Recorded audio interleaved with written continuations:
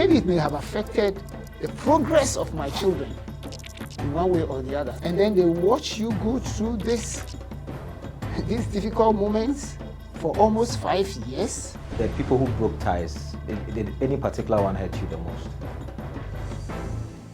I can leave it there. You can leave it there.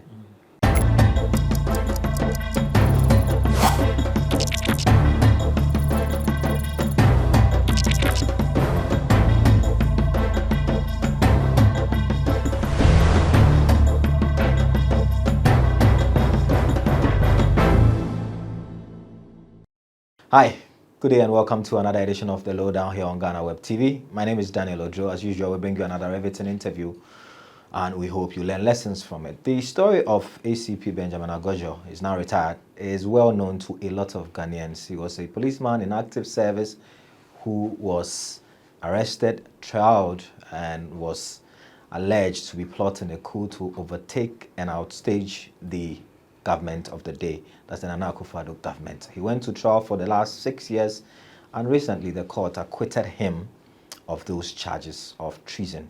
If he was found guilty, he would have been sentenced to death by hanging, as those who were convicted of that same offense have been sentenced. Today we'll ask him what his life has been since the acquittal by the court, what he has learned from the last 6 years of the trial, and what he hopes to impact to the next generation of policemen and in general Ghanaians. This promises to be a very revealing interview.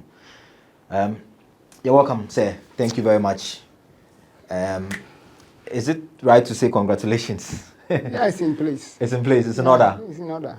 I don't want to even imagine what you have been through the last 6 years or 7 years of this trial. This surely must have taken a toll on you, your family, your friends, etc. Is that a correct assumption? Yeah, those assumptions are right. Definitely for my family, it definitely took a toll. But the difference was that I was strong. And because I was strong, my family was also strong. If I had decided to be weeping every morning, I believe that my family would also have been weeping. Mm-hmm. But it's all about the mind.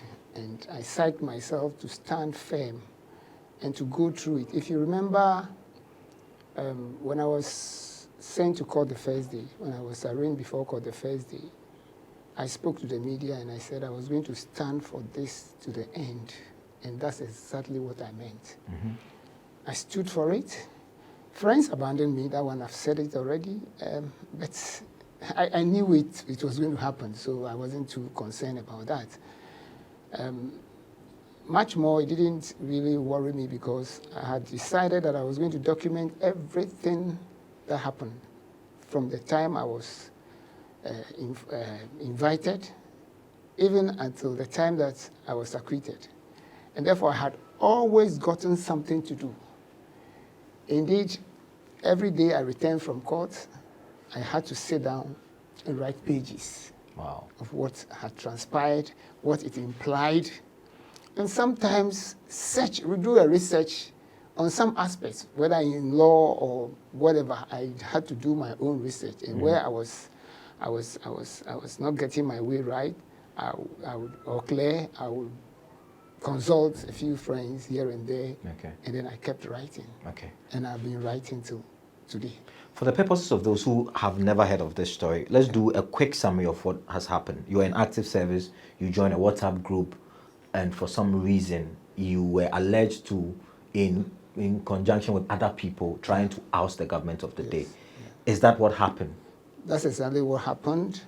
But not just oust the government. You see, I will always want to put it on record that whatever happened was orchestrated against me. Okay. I wouldn't say that they didn't know I wasn't involved. They knew. Okay. They knew I wasn't involved, but somehow, for reasons that are best known to them, they decided to put me through this. Okay. That's why I'm saying for reasons best known to them, because I cannot tell that maybe I may conjecture, and maybe some of them could be also clear, but I don't want to go into those ones. It's up to them. The most important thing is that they failed. I wasn't part of any coup attempt. There wasn't any coup attempt discussed on the platform that I was on. And if you ask me whether there was any planning that was going on with the coup, whatever, I would say I'm not aware. But isn't it strange for anybody to suggest and think that people who are planning a coup would discuss it on the WhatsApp platform? Is that not absurd? Well, that's what they claim. That's what the security, the intelligence agencies claim. I did not see it. You see, I actually have been very careful in discussing this issue. But today, maybe let me mention this. They allege that a particular WhatsApp platform called the executive platform was where this whole thing was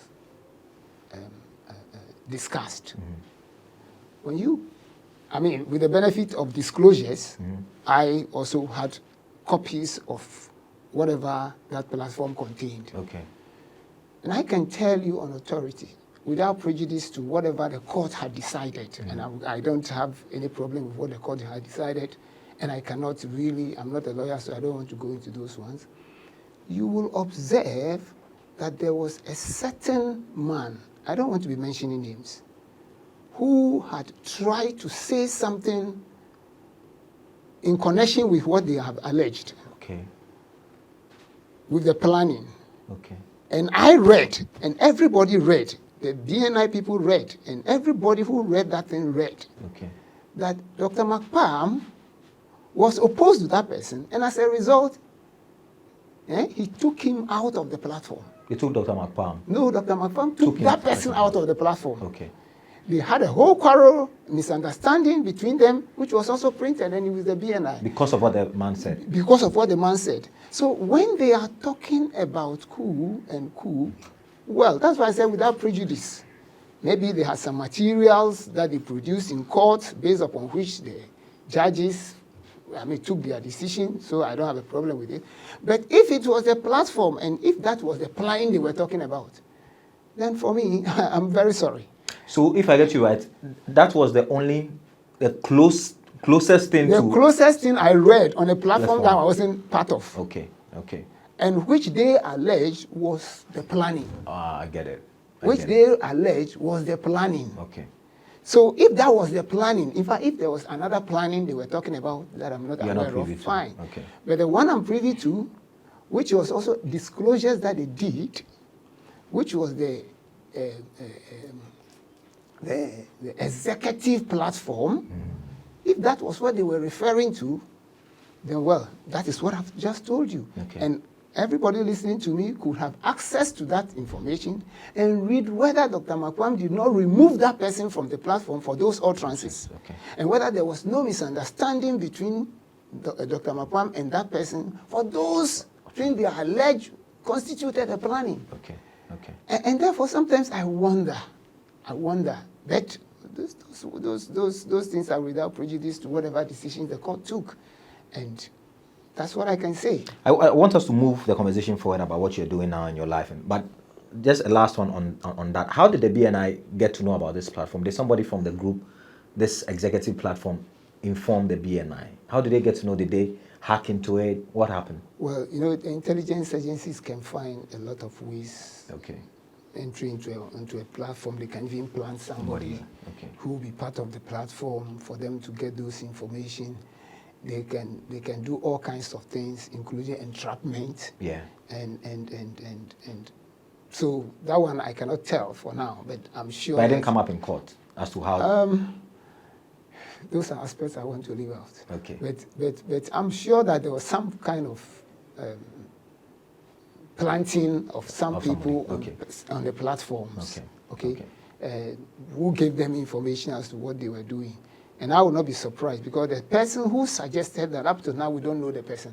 Oh. But who added him to the platform? Well, I don't know, but I'm saying that they could not arrest the person.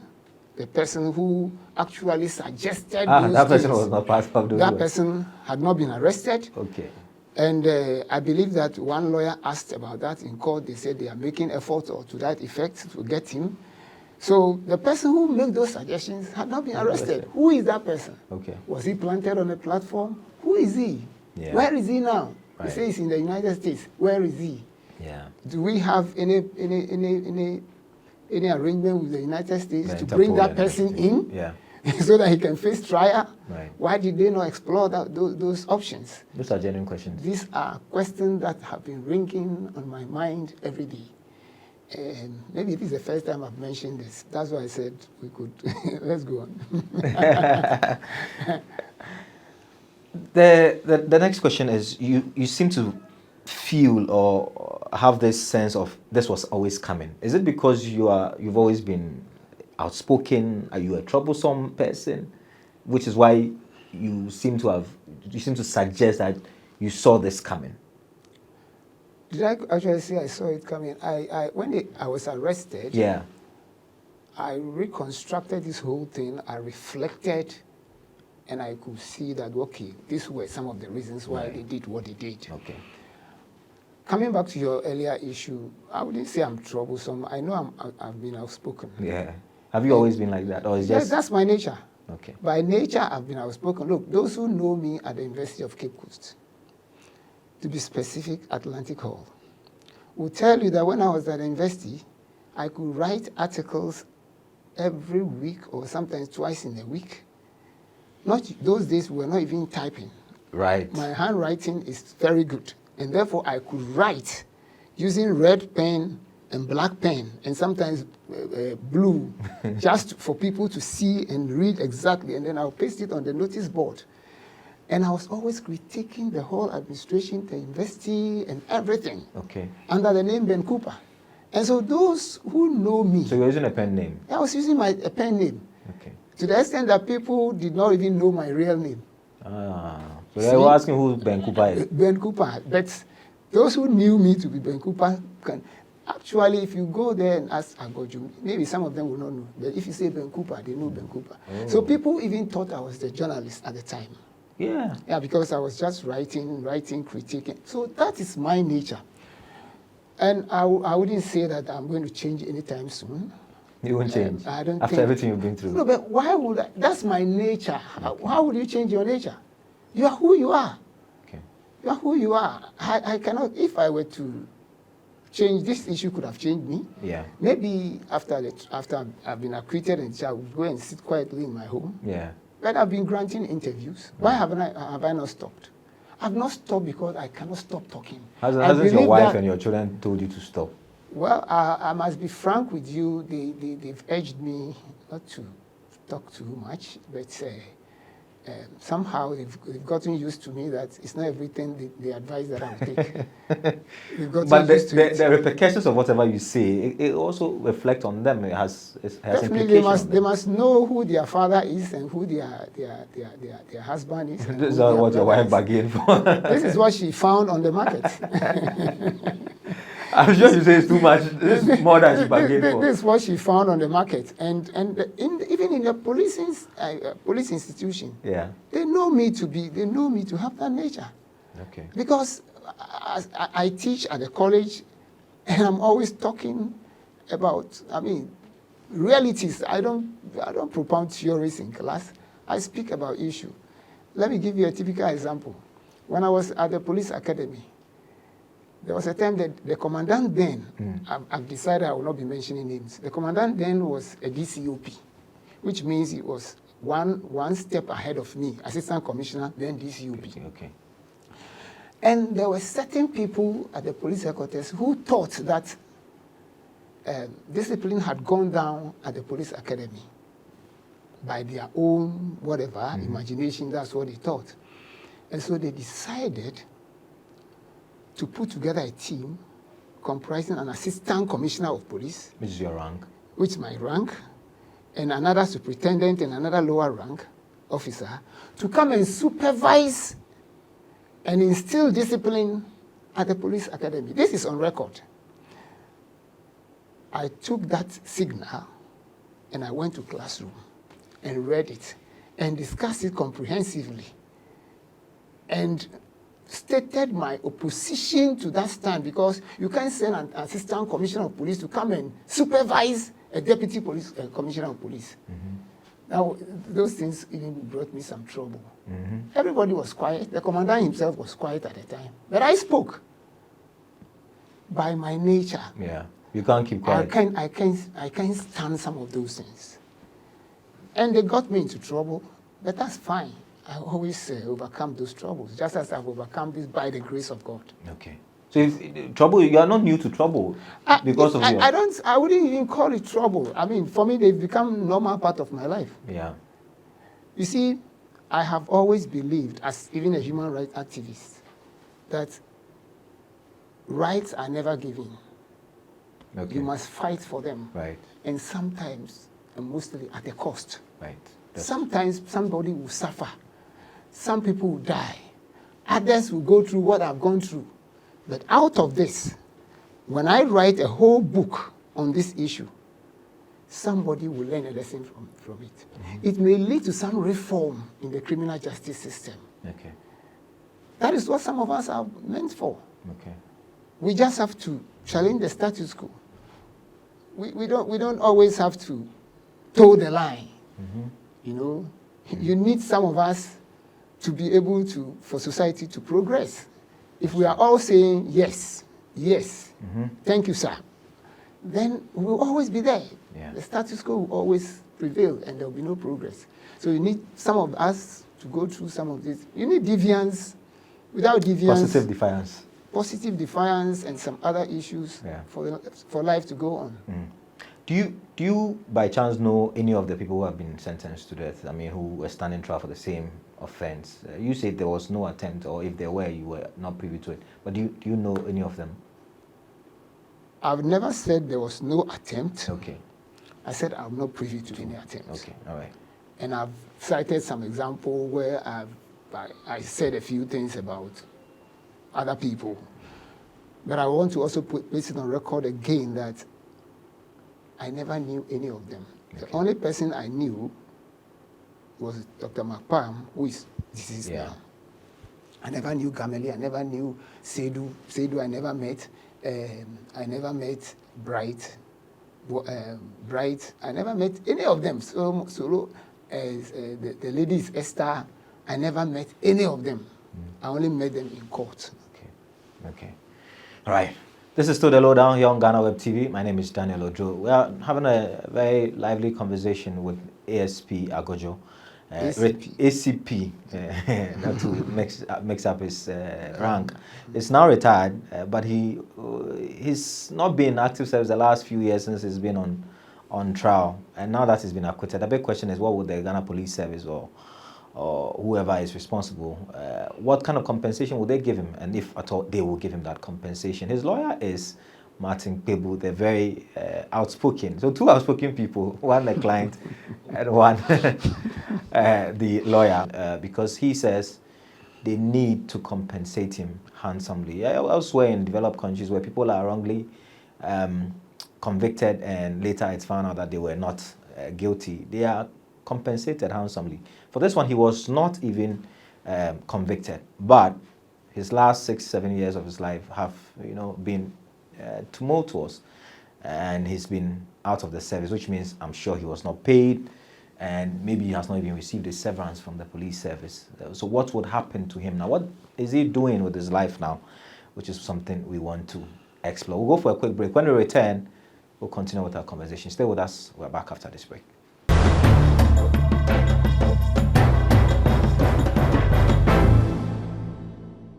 Everyone needs the perfect snack to munch on during a fun moment. Wow. Enjoy the tasty McBerry Twist cupcakes, deliciously baked and packaged for a sweet treat. Premium quality cakes baked with love for all, enriched in butter and milk. Yummy.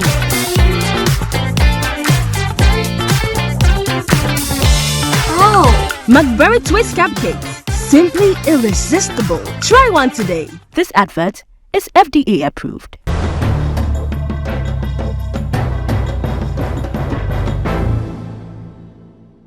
Welcome back from the break. This is still the Lowdown on GhanaWeb TV. My name is Daniel Oduro. And like I already said, we're having a very interactive session. Everything you need to know regarding the acquittal, the trial and acquittal. It's a blockbuster movie. If it goes to Hollywood, it will make for a fine movie of ACP. Is that correct? Yes. ACP Agordzo. He was alleged to have been plotting to overthrow the government, which is a very treasonable offense under our constitution. But he's been acquitted. And the question is, what is he doing with his life now? So that's something that everybody is quite interested in. You claim you are a human rights activist. You're writing a book. Beyond these things, what is your normal day like these days? When you wake up in the morning, I know the media is all over you, but what's your typical day like? My typical day is like waking up, spending the first few hours with my mopper prayers. Okay. And 5:30, I sleep a bit up to 7:30. I wake up, go back to my book, take my laptop, do some reading and see whether I could add something. And I've told you I'm finishing it up. And then, and I could spend hours upon hours on it. Okay. I don't usually go out unless I have an appointment. Okay. And that's my typical day. Sometimes I go to church as well. I'm a church person. I go to church. I believe so much in God. And I believe that it was his strong hands that saved me from their hand. Despite the fact that I know they didn't have any evidence, I've also known as a police officer that there are people who are innocent and yet find themselves in prison. And I've explained this typically in some of the interviews I've had, that if I were placed in custody for the period of the trial, I may not have been able to defend myself. And that's one lesson I like people to appreciate. I like the justice system to appreciate. And I said this because then my laptop, then my phones were going to be with the BNI. And once they were with the BNI, I wasn't able to get access, I wouldn't be able to get access to them.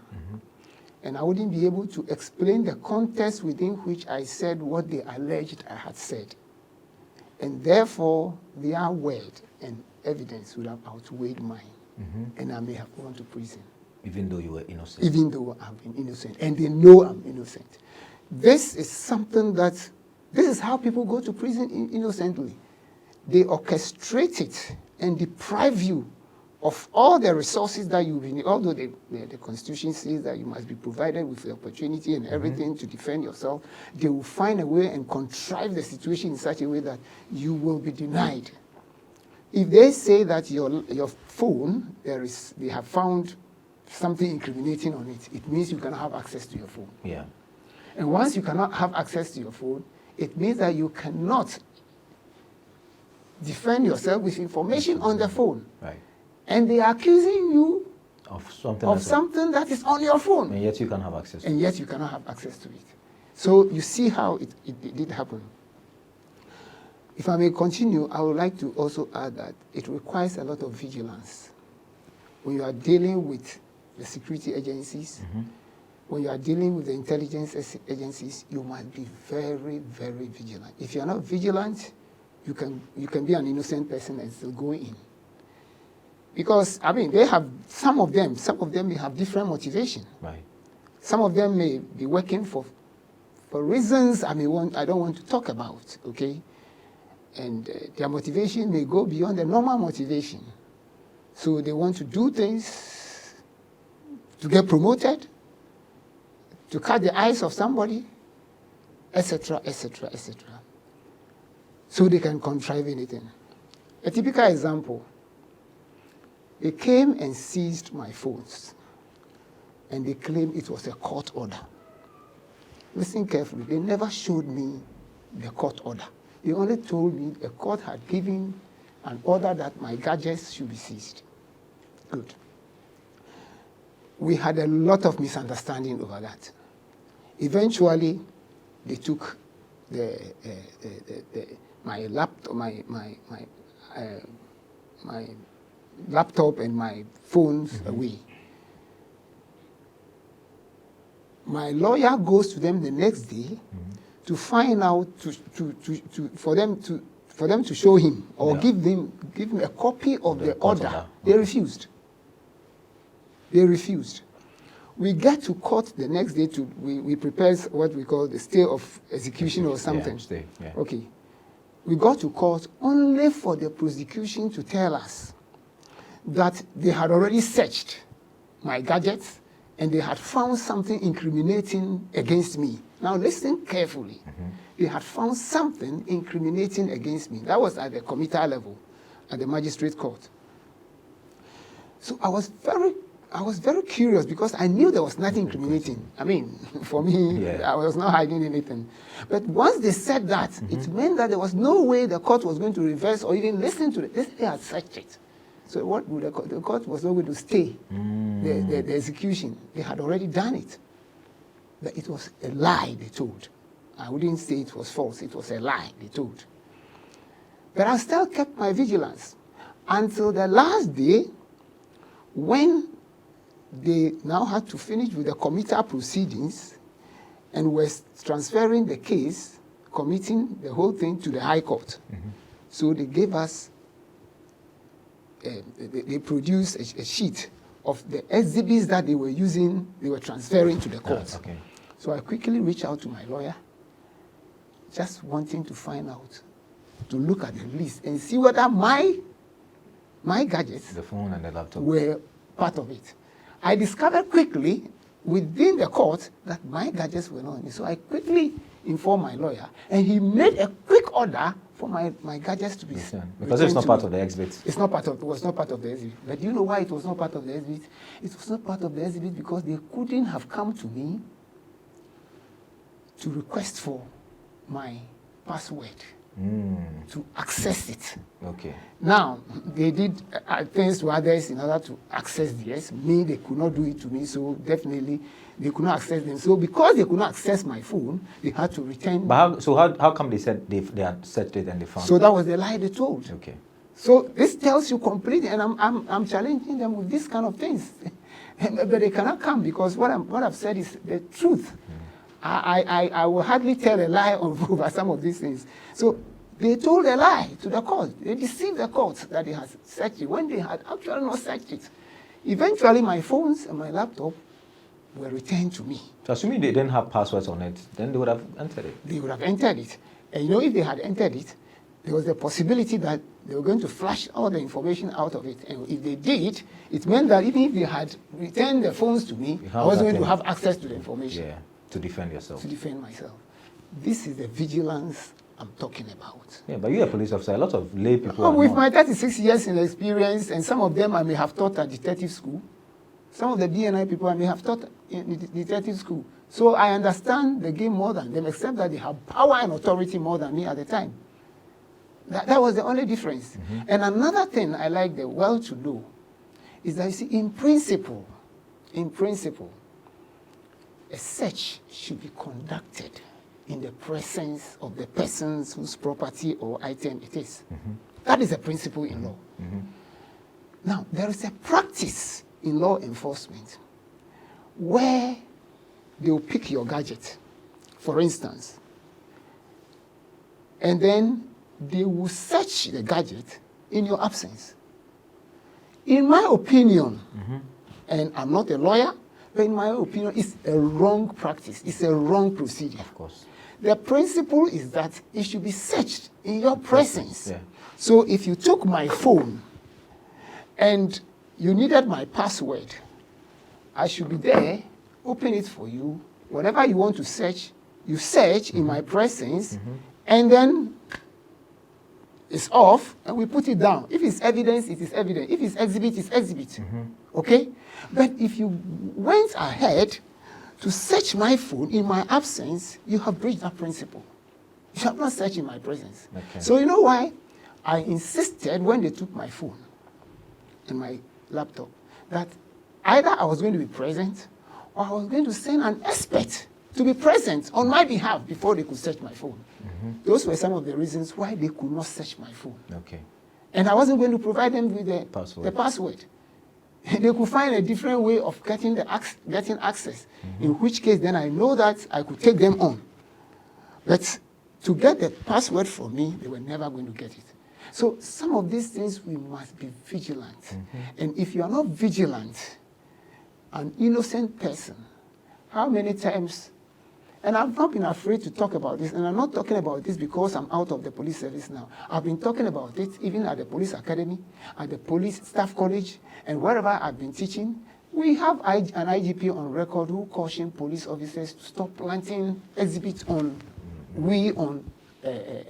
drivers or on suspects.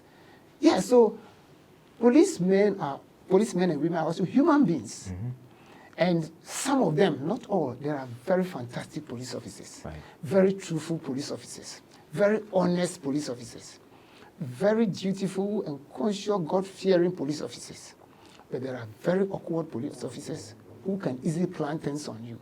And there are some of them also in NIB, and there are some of them cutting all across. Even in FBI, you will find them. Yeah. It doesn't matter where. Once they are police and they are human beings, you can find some of those queer people. And that is why I'm calling for vigilance. Vigilance, when you have to open your car for a policeman to search, you must stand there for the policeman to search. Yeah. Don't allow two police personnel to be searching your car at the same time. Okay. Because then your focus Will be will on not one be on. and, yeah. So they say they want to search your car. Oh, where are you? Do you want to start? In front. Okay, fine. So you stand there. You can even film it. Yeah, they get angry when people are filming it. You can even video it. It's a right you must exercise. You can even video it. Because if you don't do that, how do you get them when they are planting something? Right. And then maybe another person was, please hold on. Can we do it One at a time, yeah. One at a time. You must be assertive. Otherwise, it becomes a challenge for you. But isn't that a crying shame? That the police that's supposed to protect you, the police that says that the police is your friend, can incriminate you. Definitely, I'm saying that it's not unique to Ghana Police. Okay. This is not unique to what I'm talking about this in general terms. Yeah. And I'm saying that you can find them in UK, you can find them in America, you can find them in Ghana, anywhere. In Singapore, anywhere you can find them. Just be vigilant when you are dealing with us, police officers. Okay. Just be vigilant when you are under investigation. Just be vigilant so that nobody deceives you, because you see, there's some form. Duress can take all kinds of forms. It can be deception, it can be slaps, it can be torture, it can be anything. It's part of it. And I'm saying that they can even deceive you to sign a statement so that they can help you. And you sign a statement, oh, you agree to it. Look, when you agree, what we'll do is that when we go to court, we'll find a way of helping you out. Once you agree and sign, that is the end of you. You get to court, and it's not a fault of the court, because what the court knows is that you have signed. Yeah. And once you have signed, and two policemen will come and say that, well, we were there when he signed. And that's it. Right. Right. And I will even add something very important. When I wrote my statement at the BNI, there was no independent witness. They're supposed to be? There was supposed to be. Well, in such a serious case, there could be. Okay. And when you are doing confession, there could be. But in a serious case like this, it is advisable that you have an independent witness. Okay. I was just cautioned, and I wrote my statement. The next time I came, somebody had administered a statement as the independent witness. Now, I didn't complain because I had nothing to hide. Okay. But some people complain about it. But you know something? You are dealing with police officers. You are dealing with security officers. Yeah. And they will say, yeah, they were there. Yeah. And you did not have your lawyer there. I had my lawyer there. Okay. And my lawyer could tell you today that when they were administering that caution to me, my lawyer was there. There was no independent witness. My lawyer, Martin Pebu, can say that there was no independent witness. But how many of those accused persons could say the same thing? So these are lessons that we could be learning, and I like people. I've said I'm an activist, and therefore these are some of the things that I'll be working on in future. These are some of the things that I'll be enlightening the public on in future. These are things that I would like to join like-minded people to be talking about in the future. We must educate our citizens so that they can understand their rights when it comes to law enforcement. And the law enforcement people too, we must let them also appreciate the fact that they are there to serve citizens, not to lord it and then use all kinds of deception to push them into court and prison. The friends who ran away, are they back now that you have been acquitted? None as yet. But I've got a lot of new friends. a lot of new friends because, you know, success, everybody wants to associate with success. Of course. People who never called me, who were not my friends as such. You know, in friends circles, you have closer ones, and the closer ones have never returned because I don't see the confidence with which they can return. If they return, I'll respond to them anyway. But people who were scared will send you message. We thank God for your life. We've been praying for you, and I'll respond. Maybe they may be genuinely praying for me, but they didn't have the confidence to reach out because even police officers were afraid to call me. You know, the whole thing about slapping you with this kind of charge is to isolate you. Once you are slapped with that, everybody is scared. Everybody is afraid to associate with you, and therefore you are isolated, and that could lead to depression, that could lead to death, that could lead to frustration. But, you know, I understood this more than they did, and therefore, for me, I said no one can break me down, and I have never been broken down. Is the people who broke ties, did any particular one hurt you the most? I can leave it there. You can leave it there.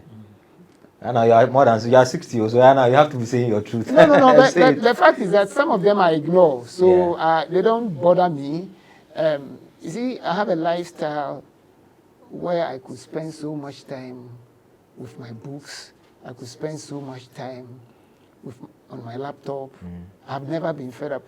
Look, for the almost 5 years of this trial, I have never been bored. I've never been bored a day. Ask my brothers, they will tell you, you won't come to that house and find me sleeping and snoring. No. You will see me to be doing something. I have a big house where I have fruits and other things. I could walk around a bit, then I'll come back to my laptop, then I'll be listening to the news. Particularly, I'm interested in certain kinds of news, and then I will be listening, and then I'll get back to my laptop, or I'll be doing that simultaneously. All kinds of things, and be typing and be writing, and I'm always writing and typing. Okay. You seem like a very principled man, but are you looking forward to some compensation? I mean, your last 5-6 years, they've been difficult. Do you think that you need to be compensated? Of course, this is something that your lawyer would follow up on, but from a personal point of view, would you want that, or you just need your end of service benefit? I sincerely, I would like to say that I ought to be compensated for all the wrongs that they've done to me, and not only to me, to my family. I have a wife, I have children. Do you know the kind of tears that they shed in silence, in their quiet moments? And particularly, you went to office telling everybody you've gone to the office, only to be told, only for news to go around the airwaves that you had been arrested with your name all over. Your children are working. How will they feel in office? Could you imagine the trauma, the kinds of things that they will have gone through? And for this to be sustained, they come to visit you in BNI, and they will not even be given access. And then they watch you go through these difficult moments of going to court Monday, Tuesday, Wednesday, Thursday. You are going to report to the BNI for almost 5 years, where they've taken all your life. And your children are looking on, sometimes helplessly. it's not an easy thing. Yeah. I've said that I have been strong because I understood the game. Yeah. I've been strong by the grace of God. I've been strong through prayers. I've been strong because I spend much of my time either praying or going to church or writing or something. But it didn't take away the pain that was associated with it in your quiet moments. And do you know why? Maybe it may have affected the progress of my children in one way or the other. Some of them ought to have gone to school. Yeah. Maybe because of this, they couldn't go. A lot of things have happened. They probably have lost friends too. Definitely. And you also know that some of my relatives have been have had problems with their employments and other things just because their name is Agordzo. Okay? Oh, is your brother the one involved in this, allegedly involved in this? Okay. So people will not even trust you. The stigma that goes with this whole thing of his a coup maker. They won't even say he's an alleged coup maker. He's a coup maker. For 5 years, they managed to sustain the falsehood that I had done this when they really knew. And I don't want to mention him. But I'm happy within me for one thing, that the chief prosecutor of the land, and don't suggest any name to me, but we all know the chief prosecutor of the land, had said that the evidence against me was weak, which meant that he knew exactly what he was doing, that he was persecuting me. And then he also said, and we have him on record, that if I had been convicted, he would have been paid. Really? Which means that he knew exactly what he was doing. He was only trying to, but how could you be prosecuting somebody and hope that he will not be convicted? But those were confessions from the chief prosecutor of the land. Really? So these are evidence of the fact that I was just a victim of some wicked persecution, some vindictive whatever.